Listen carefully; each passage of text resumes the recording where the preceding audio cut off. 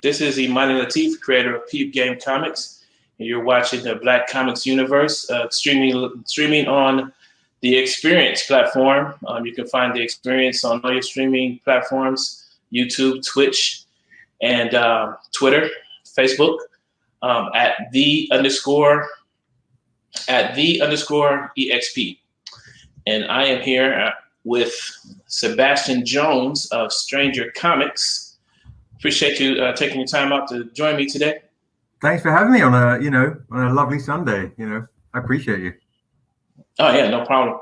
I just want to get right into it. I saw one of your live streams on Instagram, and I was basically mesmerized by your pitch. So I want to start there. Basically with you, introducing Stranger Comics and the books that you sell, Sure. For Naobi, also Dusu, the Untamed, and I'm missing one. Erathun. Yes. And I want to hear your pitch because, and just to give you a little primer, I sell independent comics and I work with a lot of independent comic book creators. And we're always talking about pitching comics. And ironically, when it comes to marketing, I'm not a huge pitch guy. I like to have, marketing that's more organic. That, I'm not a big, huge sale guy. I'm always looking for my nickname when I used to run a business with some friends of mine, and they called me Easy Money because that was my bag. I didn't want it. If it was too hard of a sell, then I wasn't all that interested. But right. I have to admit, watching your pitch, I was sort of I was willing to be convinced that pitching a real strong pitch might be the way to go. So I want to hear your pitch, and then we can, talk about basically your whole strategy in terms of, selling comics and stuff like that. So Sure. Thank you. Yeah. To give you a little bit of a background on me, and apologize if the internet comes out. The modem is looking kind of frightening right now, and I'll, if it's intermittent, we'll jump back in. But I started Stranger Comics back in 2008-ish, and essentially, I'd had this. I'd run a record label for a lot of years, and I was acting and modeling when I was young and pretty. But I've been creating this fantasy world since I was a boy, and I shopped this project around this fantasy world, this Marvel universe of fantasy with inclusionary characters and hopefully good stories and so on. And I felt like a lot of times the companies were interested just because, this was something they could put out during Black History Month. I was like, yeah, no, I think I'll keep it moving. And I guess I got to start another company again, which is something I didn't want to do because I was burnt out from running a record label and in an industry which is, quite taxing. But essentially to protect the vision, the integrity of Naobi and the characters and the world and the storyline, which is very personal to me, I started Stranger Comics. And it all started with a book called The Untamed. And this is the pitch. This right here is the first graphic novel of The Untamed. And what I'll do is I'll slide this dust jacket off so it's easy for me to hold. And this is The Untamed, A Sinner's Prayer. This is a story about a man who's stuck in purgatory. And after 10 years, the devil comes along and he says, I'll give you 7 days to reap the 7 souls that murdered you and your family. And he says, well, sign me up. And he takes a drifter's return out of purgatory to this world I spent 30 years creating. Now, so we have maps here and all sorts of fun stuff. Now you see our hero down there with the 2 swords. There's the hand of the devil holding him in red. And he takes this drifter's return out of purgatory to this one-horse town. I'll do this a little bit. Painted by the guy who paints Harry Potter and Lord of the Rings books in Sweden. As his memory comes back in broken shards, he realizes he was a bad man and maybe he deserved to die. But now he's on a path to save his family. On his path of vengeance to save their soul, he meets a little elven girl, and her name is Naobi. And she reminds him of how old his murdered daughter would have been, giving him a second chance to be a good man or a father. But he only has 7 days. The kicker is, what if she's one of the 7 souls he has to collect? And the devil set the whole thing up just to find her. Because if Naobi can stay alive in the Untamed, A Sinner's Prayer, she will grow up to become my entire fantasy franchise's Luke Skywalker, the face of my whole world. So that's the Untamed, A Sinner's Prayer. And we say this, we ask this question, we say, would you damn your family to save the world? Because what if Naobi could save the world? At what cost would you go to? So that's the Untamed, The Sinner's Prayer. And then we jump from the Untamed to the first book in the Naobi standalone series. And that is, not that one, Naobi Shear's Life. All right. Naobi Shear's Life. And you can see it from the trade paperback. That is Amanda Stenberg right there. So Amanda Stenberg was the actress that played Rue in the Hunger Games, the star of The Hate You Give. Really, really wonderful person, great activist, actress. So Amanda wrote this with me, and Ashley A. Woods out of Chicago did the art on the inside. Hyung, the video game artist for The Last of Us, did a lot of these beautiful paintings. But the reality is, when we came out of this in 2015, we were told, and we didn't realize, it was the first nationally distributed comic book in history with a Black female author, artist, and hero. So it's a piece of history. It's kind of crazy. But the story is, Naobi Shear's Life is a Beauty and the Beast love story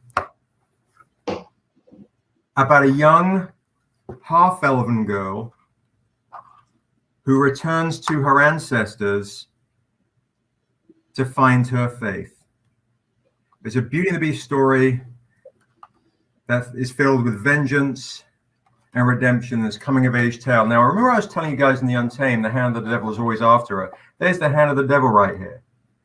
But that's the goddess of light, heaven protecting our world's Messiah from the devil. So we have all sorts of wonderful symbolism and those types of things. So this is a very kind of coming-of-age story for folks that want to try and find their faith and so on. But it's beautifully painted by Ashley A. Woods. Now that's Naobi Shear's Life.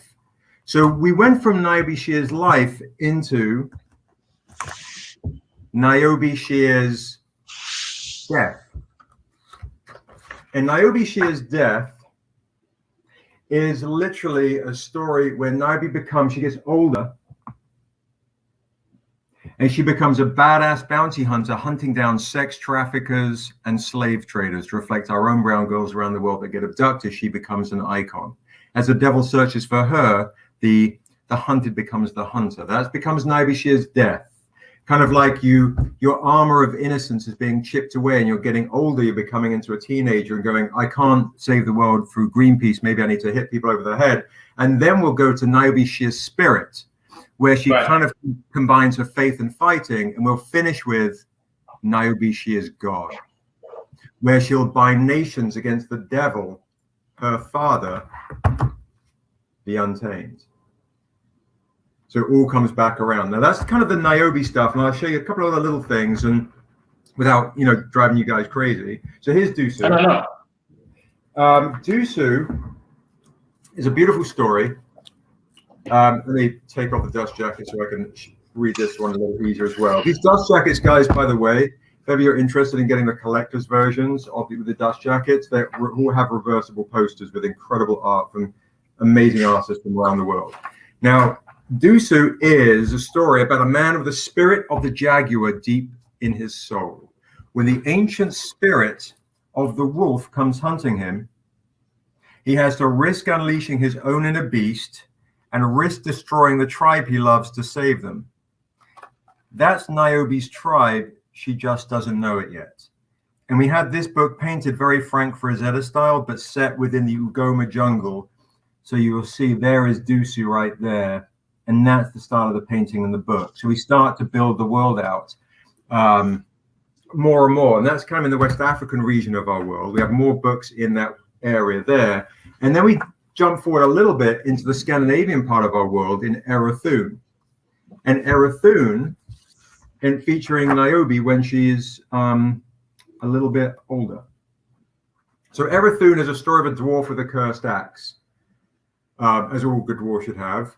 2 souls to collect, and he can be rid of this axe for good, one of which is his brother, the king, who cast him out upon return of pain of death for murdering their other brother when they were young.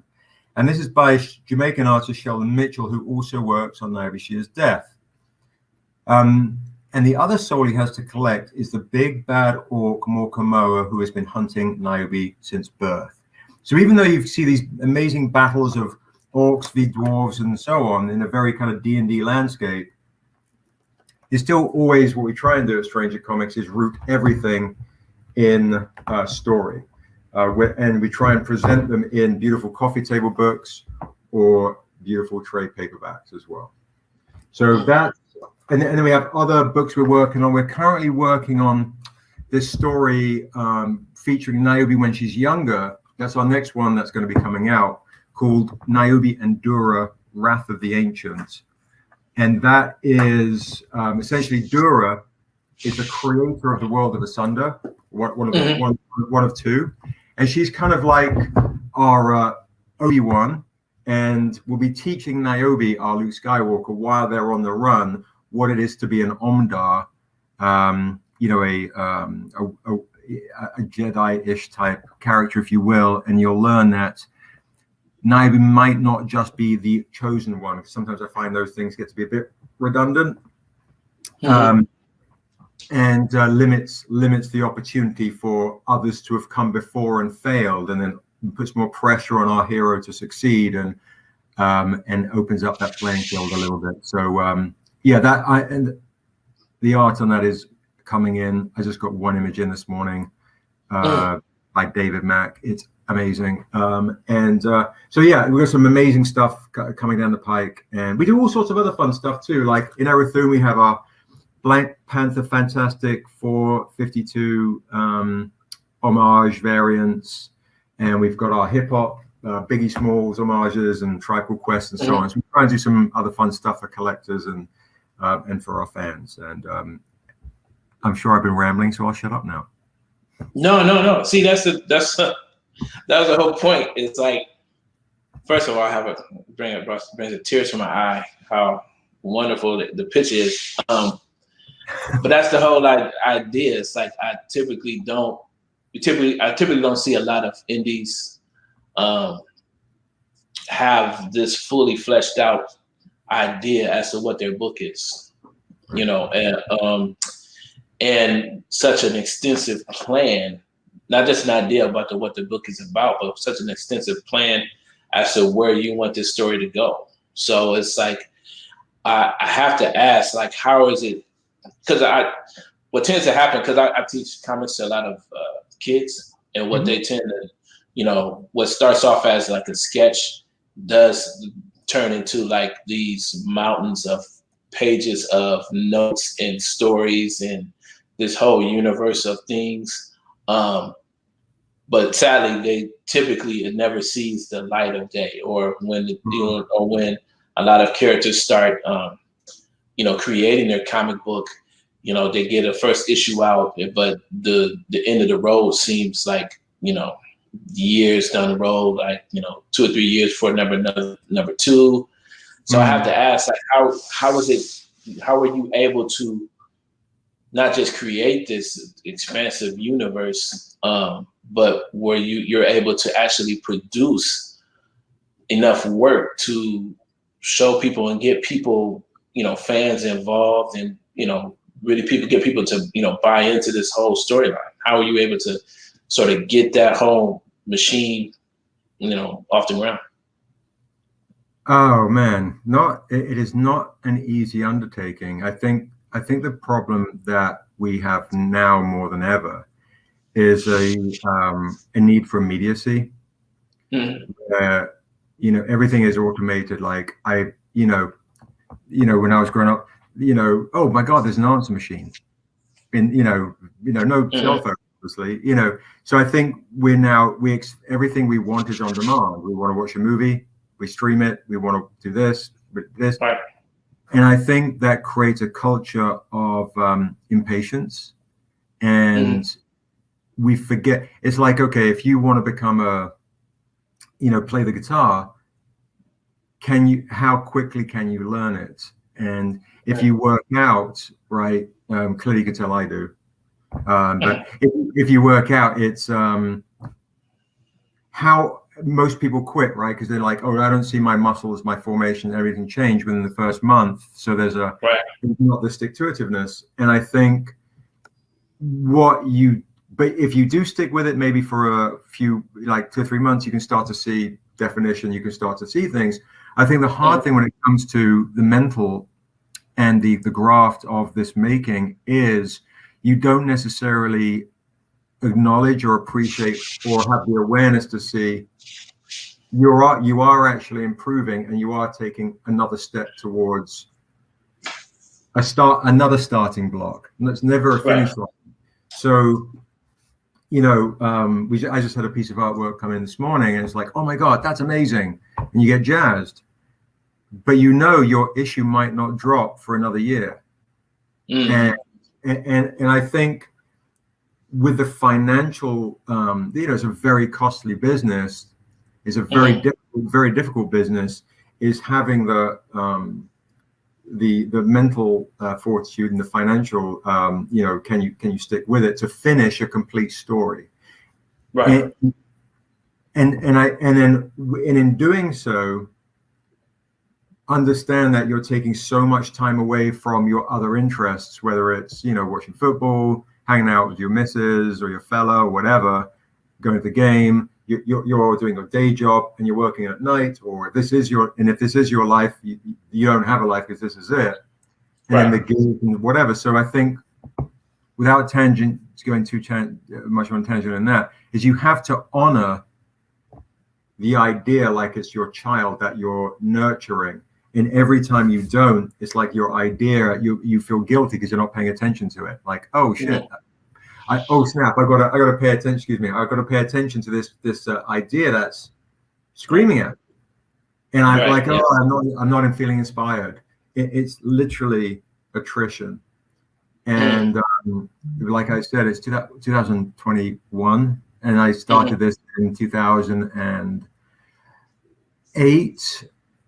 So it's 13 years of it, and then creating the world beforehand.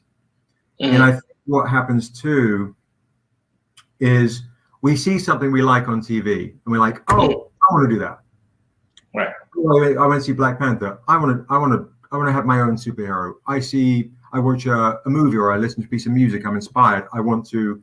If I listen to Jimi Hendrix, oh, I want to play the guitar now. It's also understanding like, okay, that's going to take a serious amount of dedication and time, and it's 2 steps forward, 1 step back, 2 steps forward, 5 steps back over the course of time until, oh my goodness, I have a finished single issue. And if in understanding too, the business model of stores is a consistency, and if a fan is used to consistency of, I go every month, I'm going to get my Spider-Man without fail. Right. For an indie guy, it's impossible because you don't have the budget, you don't have the infrastructure. So what you have to do is say, I'm going to create a limited series and have it complete. And if we prematurely promote a limited series, and I've been guilty of this, and then the artist bails or something happens or whatever the case may be, and your limited series didn't finish, and then fans aren't predisposed to the knowledge of how an industry works. They're like, oh yeah, I like that comic. Who knows what happens? I guess he flaked. The fan has a disconnect. They don't know what's going on behind the curtains of that type of industry. So Right. for an indie guy out there, I always recommend banking as much as you can before you show. It's that fine balance between promoting and then promoting without a link that sells something, because you only get one shot to give a first impression, but you want to like tease and build, and then you drop something and oh my goodness. But if you've got the best piece of art and you're too impatient to show it, and fans are like, oh, that looks great, where is it? Oh, it'll come out soon. You might lose them. So I always try and sit on the build, and then drop when something's available. And yeah, I'm going all over the place. So I'll back to you. No, because that's what I noticed when you do your Instagram lives is that you were selling your new book, but you had tied it into Women's History Month.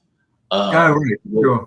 You tied it to Women's History Month, and also you tied it into the other titles that you had, right? You were giving offers. You were selling other books, but technically that whole evening was basically pitching this new book that was on the way. So, and you did it in such a way, and that's what was so beautiful about it. Like I didn't feel like I was being sold anything. I told somebody I felt like I was in church, basically. I saw that in the post. It was like that, because it's like it's very, very emotional, very intense, and you draw people in, you get real close to the camera and all that stuff. You got it so down. It's like I don't want to make the whole interview about that, but basically, how much of your experience in the music industry did you bring over into this? Like, is any of that like coming from your history with music? Yeah, I think a lot, bro. To be honest, in a multitude of ways. Like music to me is probably my best friend. It's the thing that has helped me through rough times and all those types of things. So I think music is something too that it is the universal language. It does operate on a frequency that we can all connect with. And so when on a spiritual level, when I write, like I have to listen to certain sounds to inspire the mood of the creation I'm doing. And then in like the Untamed, the first book is called A Sinner's Prayer. The Untamed, A Sinner's Prayer is named after a Ray Charles blues tune called Sinner's Prayer. Okay. Right. That show Cage, I think each episode was named after a hip hop track. I think a gangsta track. Right. And so, and I'm a huge 90s hip hop head.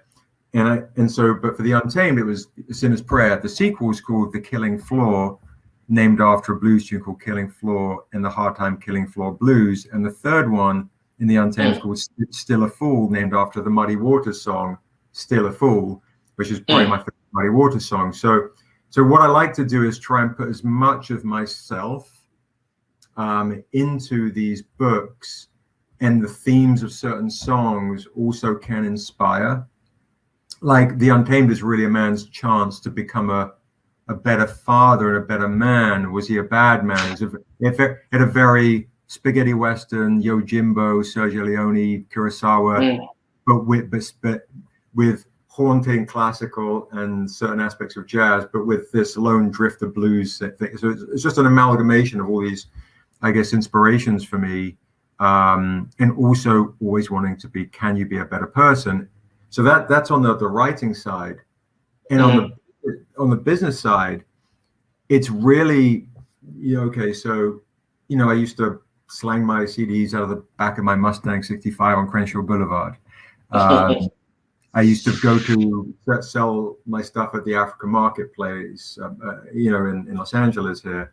I used to be a dancer in a nightclub. I've had a lot of experiences, and what it did help me was understanding fundamentally how to just, when you talk to someone, as much as I probably have a good pitch and good at selling and understanding that, but also I believe so wholeheartedly in what I'm doing. And I think and I also believe too, straight up, if a fan is going to spend their time with me on a live, or they're going to spend goodness knows how much money just getting to a convention, and then they're going to spend $4 with me on a comic, or more on a variant, or more on a hardcover, and so on, it is my responsibility to honor their time with really what I've done.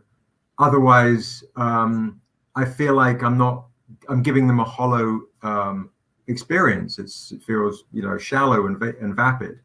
And so I want them to go, oh my goodness, that's not for me, but my God, that's amazing. Or, oh, I didn't realize I like fantasy. I've never really watched fantasy before, but I love the spaghetti westerns, or I love just the themes of redemption because I struggled. And, I think what I want people to experience is there are relatable themes, sure. And I think this is the things with some folks, when we're creating comics, we fall in love with the nostalgia of the genre and forget the reality of why we fell in love with the genre, with the characters themselves, the fundamental realities of Peter Parker struggling between school and his love life, and then he still has to save the world.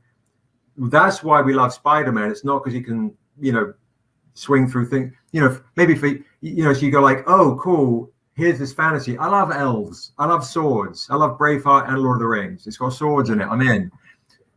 But that suddenly falls away to, okay, oh my goodness, I can relate to this character on a human level.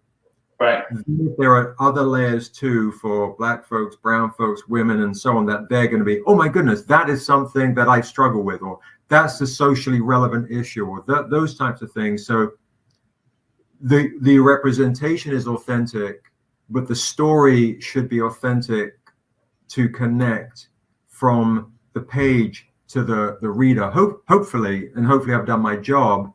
And for some folks, it's like, that's too boring, or that's too much of a slow burn, or I missed it, or I wasn't into it, and that's fine too. And then at least boy, did you like the art? Yeah, sir, your story sucked, but the art was great. Great. Okay, you got something out of it. Right.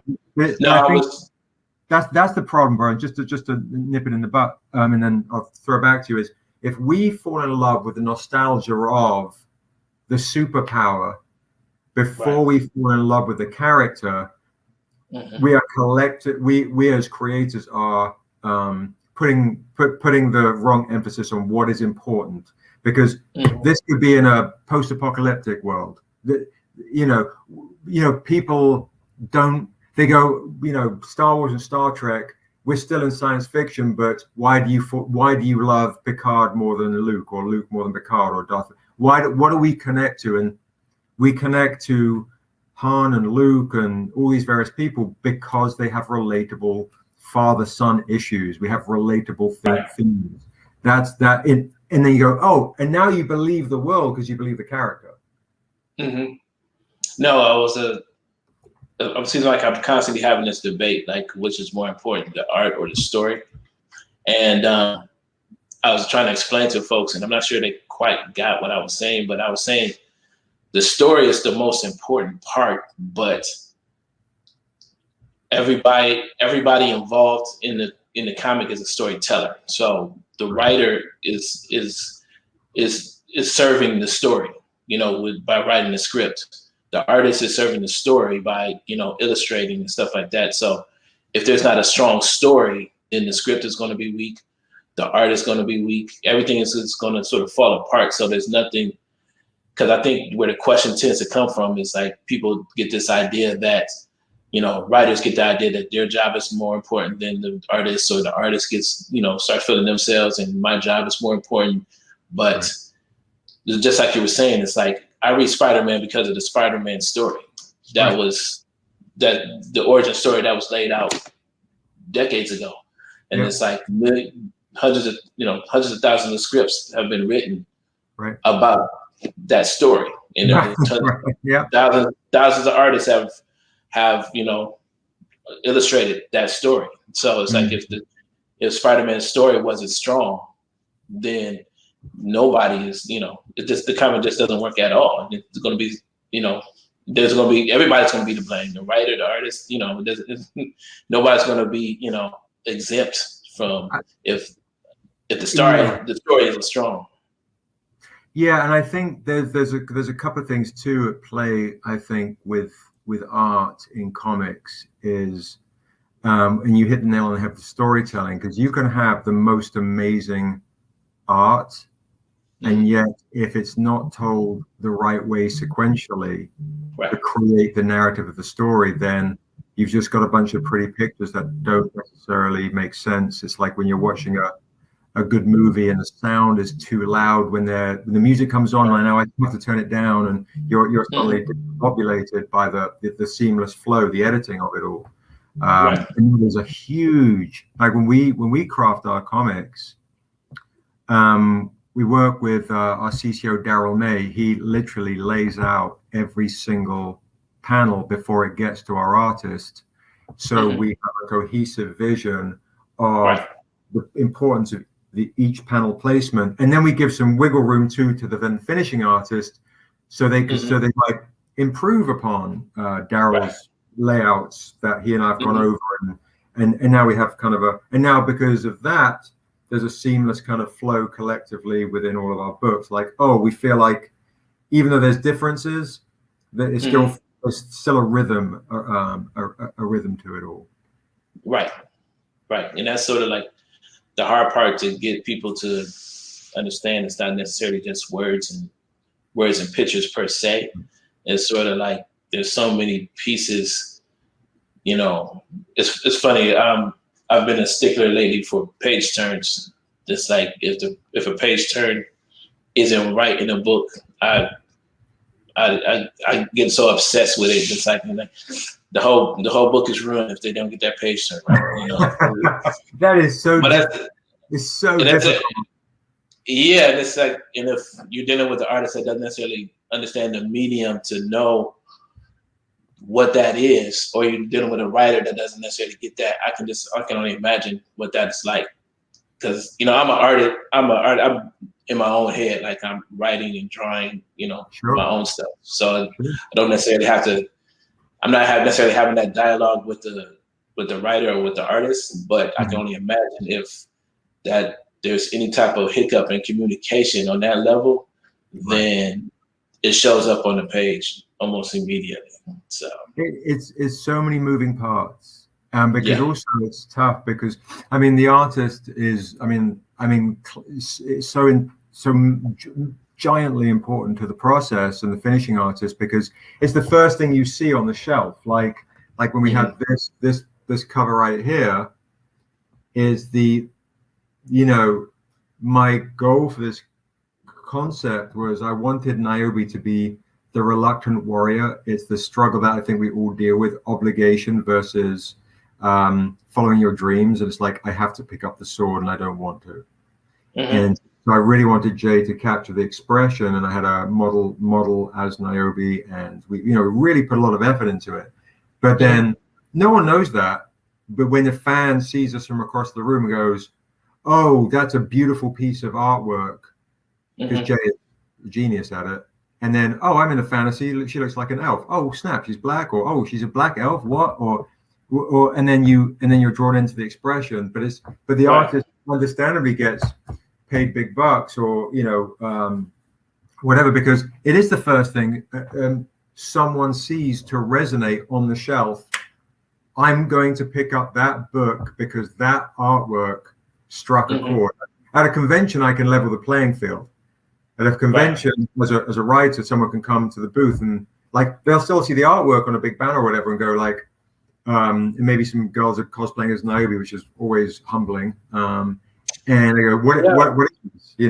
And I can give them the pitch. And as soon as I give them the pitch, if sometimes I give the pitch to Naobi to start with, especially if they're younger and they're like, oh my God, is that Amanda Stenberg? It is, yeah, blah, blah, blah. And then I can backdoor into the Untamed. And if, it's, I can keep the story. Yeah, go. Now, can you talk about working with Amanda? Because I noticed that the timing of her coming in on this book, it seems like she was on this. I wasn't sure what came first, like the book or her sort of like awakening as a activist. You know what I mean? Because it's like the timing couldn't have been better. It's like when I when I saw her, coming in on this particular book, she was making a name for herself as an activist. Like she was. It was just sort of like everything was running in tandem. So you had the book, she was on the covers of I think it was teen magazines and teen moves and I think she was in a Beyonce video. It was just like it's right. Yeah, that's the timing perfect. Exactly, it's right at that time. And I could tell like, and then sort of like the book echoed all of her sentiments, that she was expressing, in the media and stuff like that. But I was wondering, like, did the book itself play a huge role in that, or did she bring that sensibility to the book? Yeah, I think, her and I have, similar kind of activisty philosophies, if you will. And, both of us are mixed. So we have this, kind of thing that we can relate to. And, my experiences, of course, growing up in England and talking, and that's essentially what maybe create Naobi was this character that could kind of, I think I romanticize about this character, I could kind of take the weight of my vulnerabilities and ambitions and wrath and anger and frustration and fears onto her winged shoulders. And as I grew, she grew with me. And then I wanted Naobi to make the fantasy world I was creating a better place as a young guy. And then as I became a publisher, then I was like, this sounds very aloof or obnoxious or whatever, but I was like, oh, she could make our world a better place, and folks could relate. But when Amanda jumped on board, it was such this right moment in my life, in Naobi's life, and in her life. And irrespective of Naobi, that's who Amanda is as a person. I'm very honored that she brought that to Naobi, and it was a very it was just it was a perfect match at a perfect moment in time on a story that I wanted to tell about Naobi at that age that Amanda happened to be. So it all came together. And also the one thing that she improved massively, I believe, is I can talk based on my experiences. And as a writer, sometimes I think, yes, you as a man, can you write a story about a woman, or are you not allowed to? Right. As a woman, are you allowed to write a story about a man? Or are you allowed to? Can a mixed person write a story about a white person, a black person? At what point it does? Where are the lines of appropriation? Where are the lines of opportunity? Are you doing it independently? Are you fronting the money? All these various things, whatever. Before I go down that rabbit hole, but with Amanda, it was the age of Naobi. And she's like, when we would talk about certain lines, she'd like said, that's way too grown for a 15-year-old to say. All right. And I'm like, oh, right, snap. Okay, how would a 15-year-old say this sentiment? And she's okay. And what was beautiful, and for me to get in her mind, was if you've got a succession of, again, not sound arrogant, but hyper intellectual poetry, depth, you're desensitized. And so if it's like, oh, I can, because I have this problem with, I guess, trying to sound profound the whole time, is it okay, we've got all you're eating Lucky Charms, you've got all the boring bits, and then there's the marshmallow.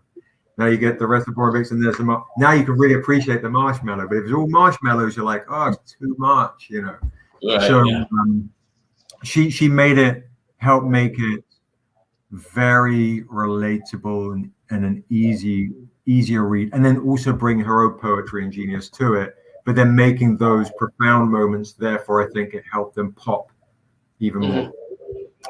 Yeah. I wanted you to expound on that idea as far as the character Naobi. I've heard you refer to her as a what is that, crying Buddha?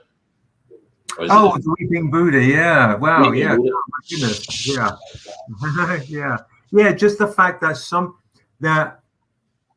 I think especially now more than ever with social media and our in this time where we're judging ourselves so harshly because we're looking at other people taking the best photos of themselves, living their best life, and they're doing the same, and it's all these various things. So we're finding ourselves feeling more anxious, greater depression, more fear, more I'm missing out, I'm not doing enough, and all these various things. So for Naobi to me is that opportunity to create someone that you can take refuge in her spirit, and also see yourself in her as well. So she's not perfect. She is super flawed. She does make mistakes, and even though she's mixed and everything, but the most important aspect of her being mixed is she's half angel, half demon to reflect our duality. And right, so it doesn't matter if you're white, black, brown, whatever. Any a dude or a lady or a trans or whatever, you're gonna find some aspect of Naobi's struggle and vulnerability and her attempts to overcome in the most vulnerable way.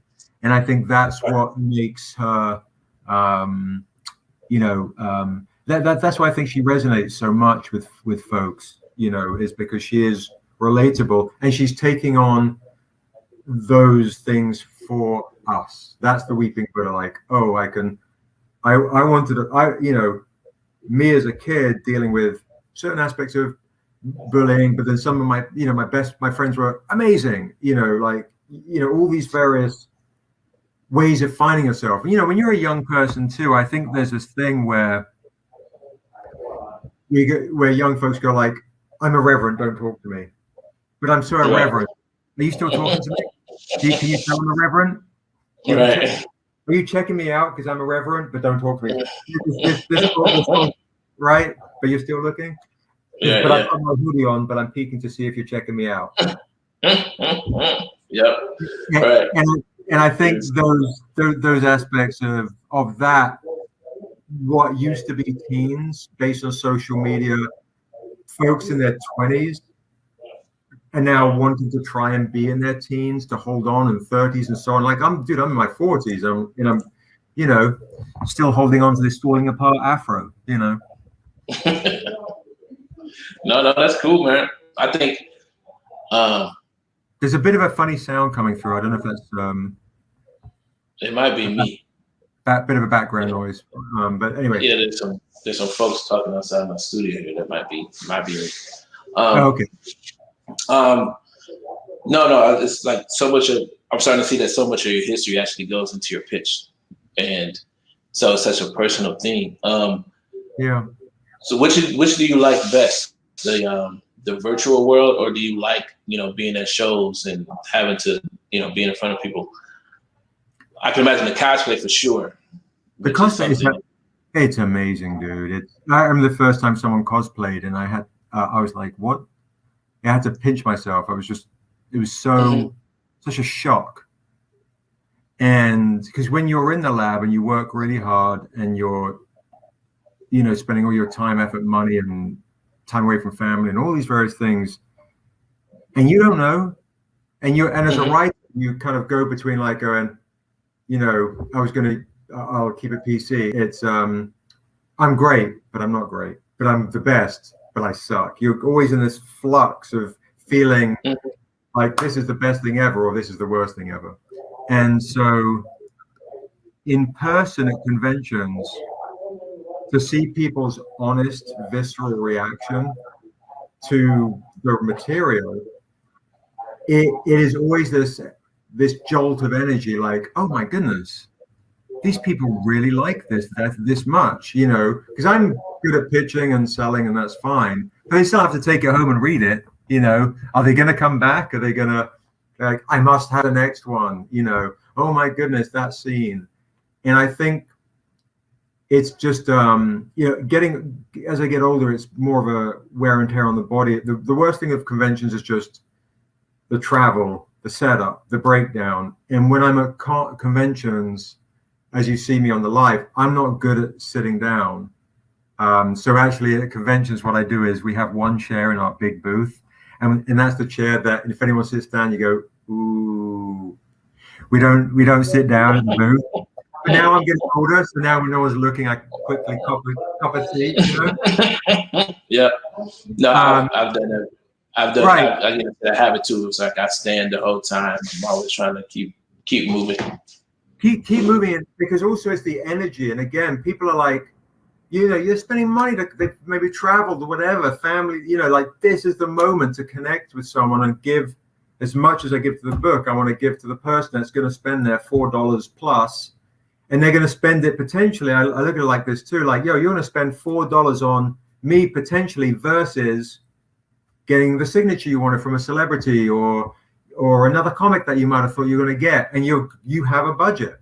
And so, my goodness, if I can't give that person, if I'm nonchalant, like, yeah, here you go. Yeah, let me know what you think. And I understand certain gifts people have in your personality traits and so on. I'm not shy, obviously, and that's easy. So it's easy for me to talk. That's a strong suit of mine. I'm terrible with tech. I'm terrible with tons of things in life, but that's a plus for me.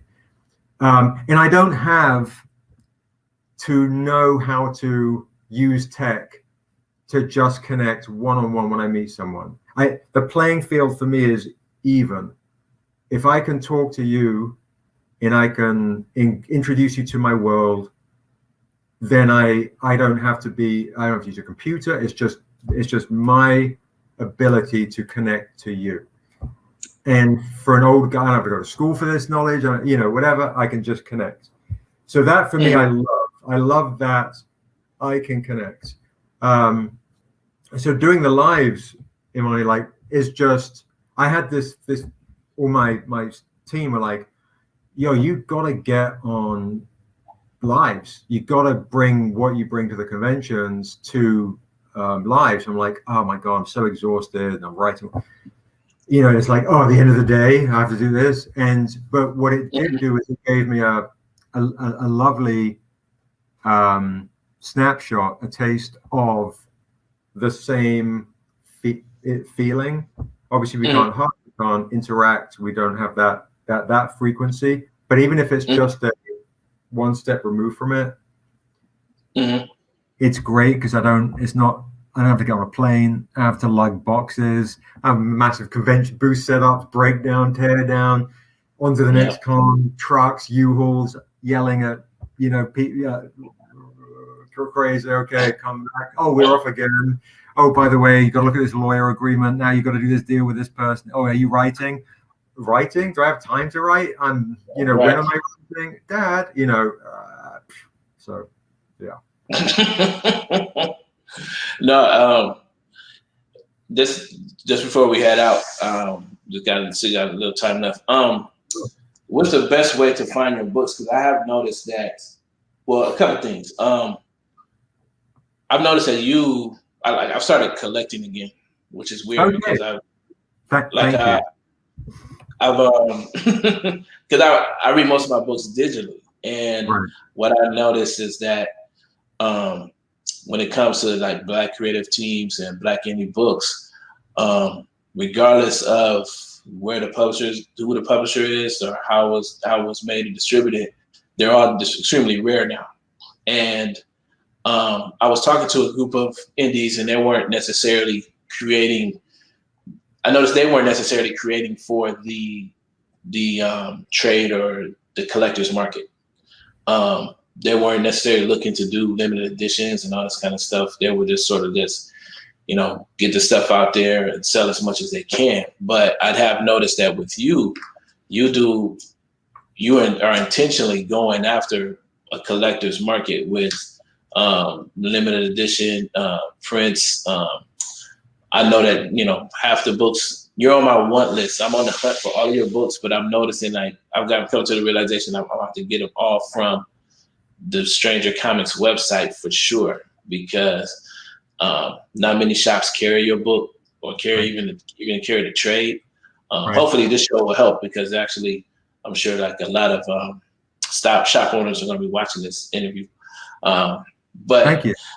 Yeah, because I think it's important to like to get these books into more people's hands. But can you talk about how your strategy as far as basically releasing books for the collector's market, or how that? I think the way how we are now is we look at, there are different types of consumers, and some folks are readers. They don't care what platform it's on. So how do we service those folks the best way possible? And we're making some strides toward that. We're building apps right now. We're on Comixology, but my goal is to give, okay, you're a reader, I want to make sure it's in your hands and you can just enjoy the experience of reading. If you don't care about collecting, awesome. You got to experience the read, fantastic. If you're a reader of floppies, if we can get in shops and shop support and we can support shops, amazing, all day. And then that helps out the trades and grows their business. And I always have really good ideas and incentives for shops as well. I ran a record label. That's what I did for many, many years, selling my CDs in stores. And I think for collectors, it's understanding, I think, too, when there's a difference between a collector and a speculator. If you're a collector and you want to collect the stuff because you're feeling like you're part of a collective, that's the kind of the energy I want to bring with Stranger Comics is, I like what these guys are doing with the intention of doing good work that actually lifts up our spirits and so on. And by supporting them, they're supporting me somehow. And the artwork is beautiful, and there are things that are limited edition, and I feel like I'm part of a movement. I'm part of something that has weight. Stories have weight. I'm not, if I was, even Ruining Christmas, which is a very kind of naughty comedy, there's still messages within all the stories, so everything has a resonance. So I think for the collectors, my goal is like, oh, okay, you're rocking with me, all right. And if you can get it on my site, here are discount codes. You come to my live events and you want to interact with me, I'll give you an even bigger discount. I want to make sure you come to me, I'm going to honor you with the first dib on this one piece of artwork that no one else can get. And if that expands, fantastic. And the folks that have rocked with me from the beginning are like, oh yeah, he's great. We've been with him. We followed him at conventions since 2009, or we met him at this and this and that and the other. So there's that. And then the speculator, I want to honor them too, because yes, we're in development at HBO. And I think it's my duty to say, I think this character could be kind of hot.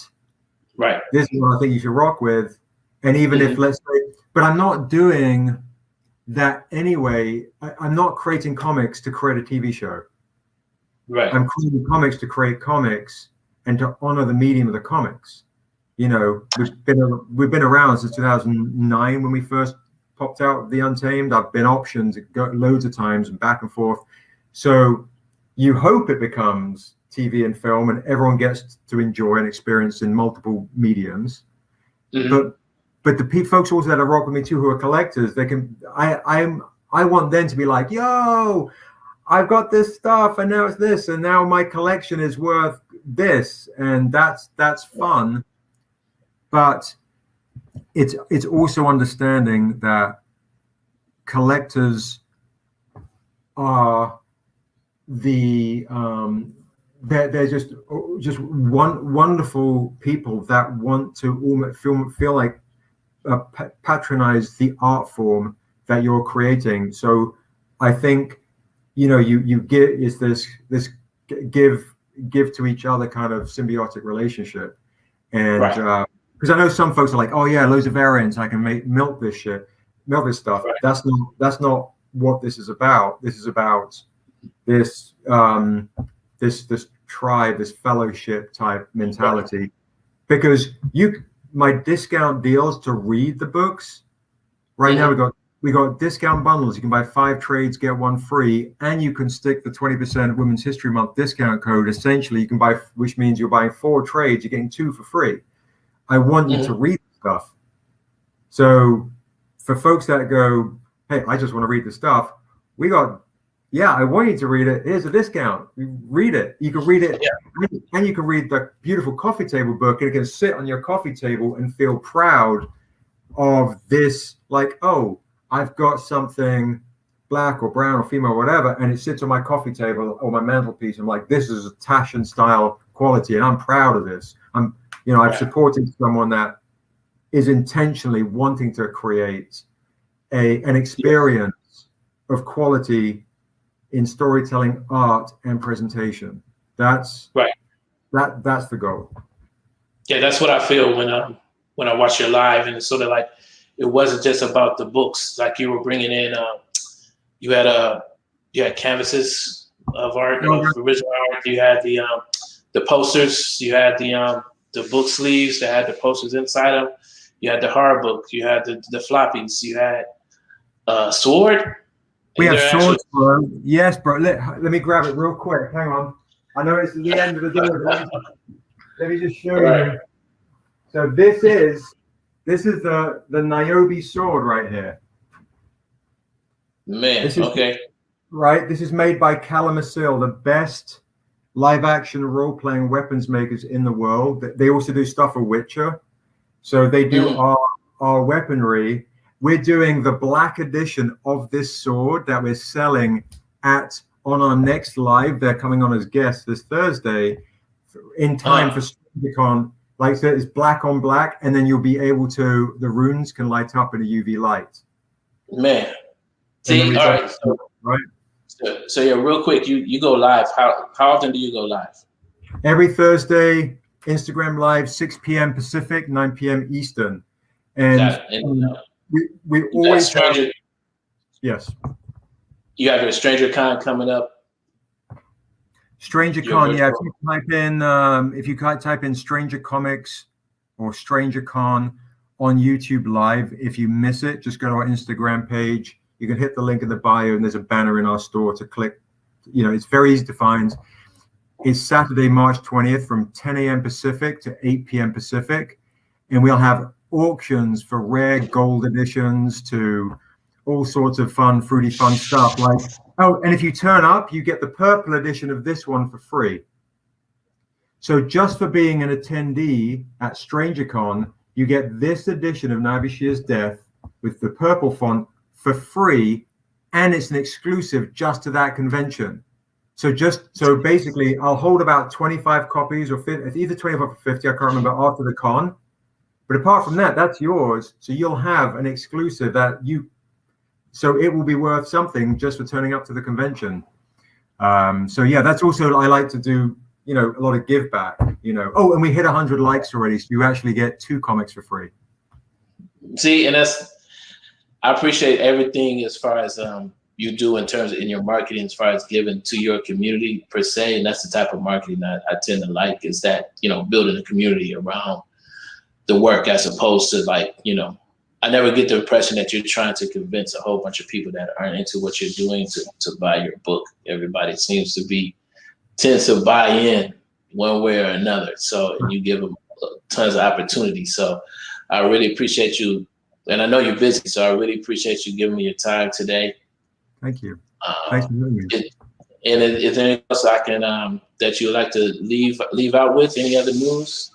Yeah, definitely jump in on Thursday. I don't know if you saw it, Imani, last Thursday. We have our Donkey Kong Erathune variant for the video game variant sets.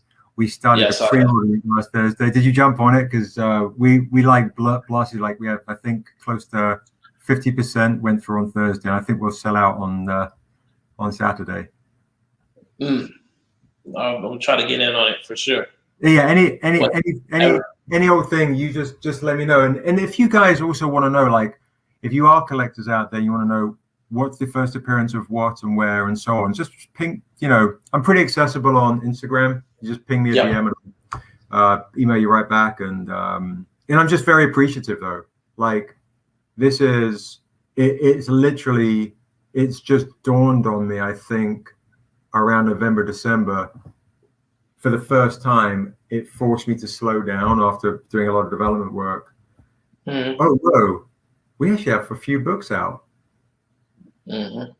Oh, you know, this is, I felt very proud of my team and the folks that have come into my life, and very just so thankful for fans that feel like they become friends, that feel like they become family, that do support.